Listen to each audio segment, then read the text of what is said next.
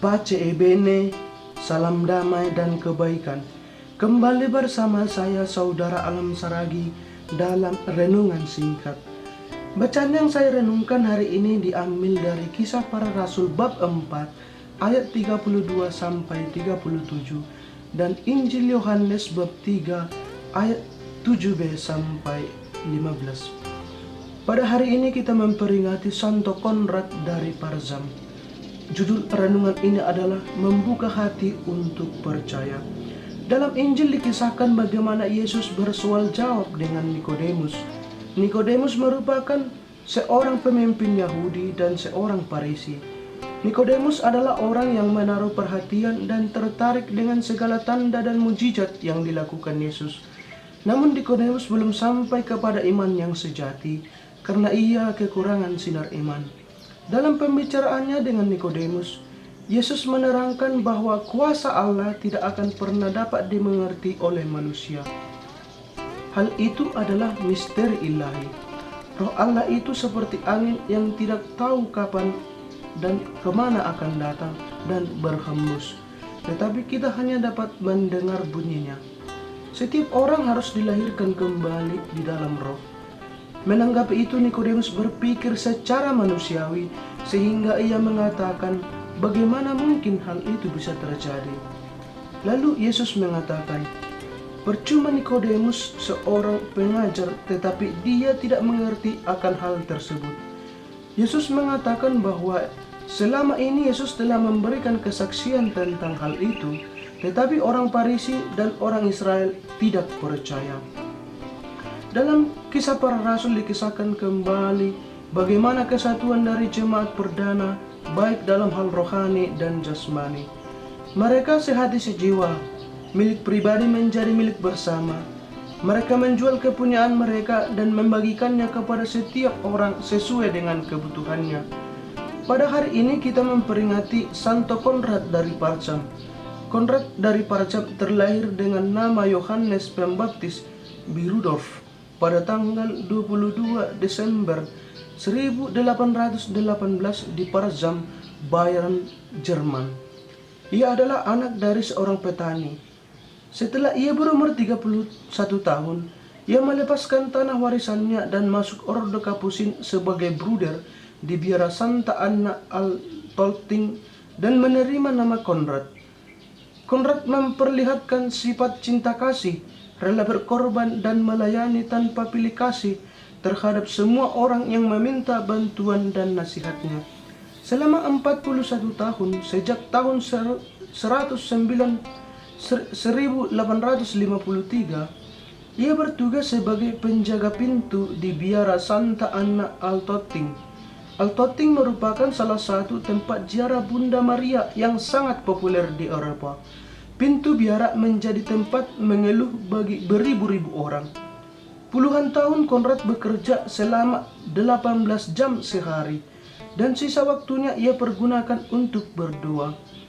Paus Pius ke-11 menyebut saudara Konrad sebagai penjaga pintu abadi.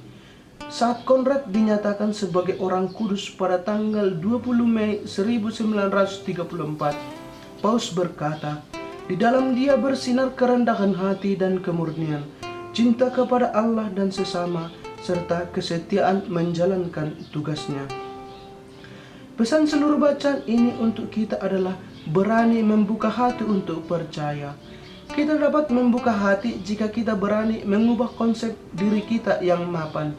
Orang Farisi adalah orang yang ahli kitab, yakni orang yang mendalami seluruh kitab suci.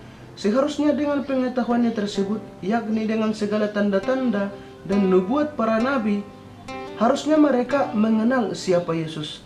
Tetapi hal itu tidak terjadi karena mereka menutup hati terhadap Yesus.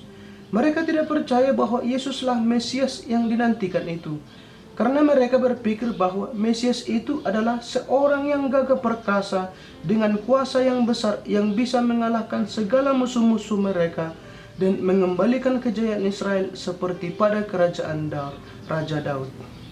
Pada kenyataannya, Mesias datang dari desa kecil yang tidak diperhitungkan, yakni Nazaret. Ia hanya anak tukang kayu, ia sederhana dan jauh dari kata kuasa.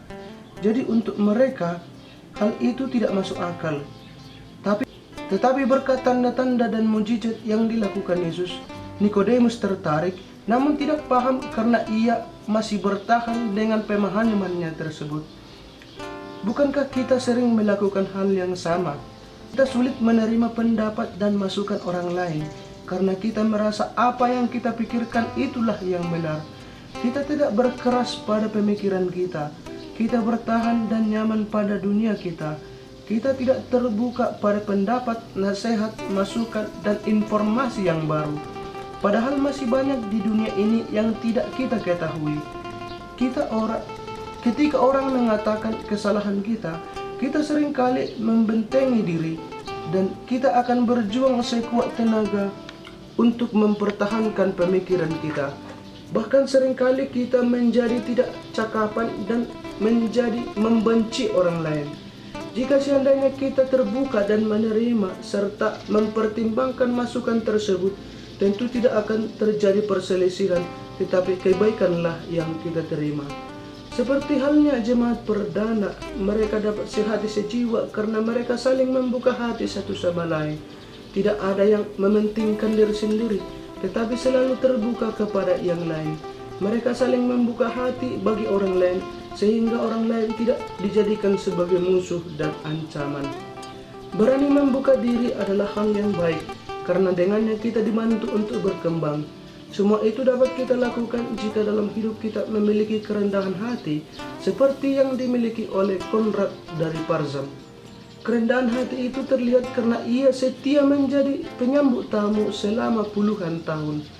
Ia tidak merasa pekerjaan itu adalah pekerjaan yang rendah, tetapi itu adalah berkat dan pelayanan. Ternyata orang-orang sederhana dan rendah hati seperti Konrad lah yang memperoleh kekudusan.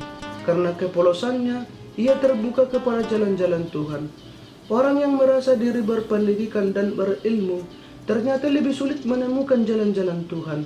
Ternyata pengetahuan tidak selalu dapat membawa kita kepada iman yang lebih dalam. Maka saudara-saudara, marilah membuka hati.